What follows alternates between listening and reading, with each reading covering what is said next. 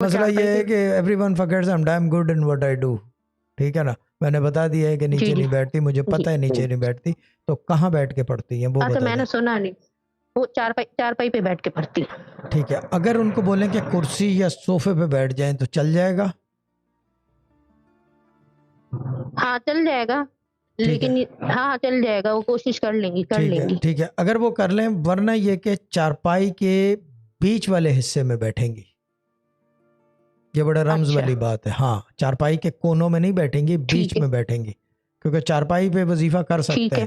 چارپائی اور تخت پہ وظیفے کی اجازت ہوتی ہے as long کہ بیچ میں بیٹھا جائے, کیونکہ پرانے زمانوں میں سب کانٹیننٹ میں جب I'm talking way before partition, تخت جو چھوٹے تخت ہوتے تھے, یعنی کہ اتنی ہائٹ کے نہیں, اس سے چھوٹے تخت کے اوپر جانماز لوگ بچھاتے تھے صاف صفائی پاکی کے لیے, اور اس کے اوپر وظائف اور نماز پڑھتے تھے.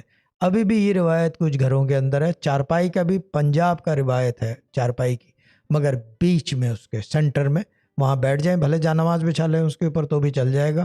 تو پھر وہاں بیٹھ کے کر لیں تو کام بننے لگے گا ان کا. اور ان کو بولیں پریشان مت ہو, وظیفہ چیک کروا دینا ان کا لائن والدہ کا. ٹھیک ہے نا.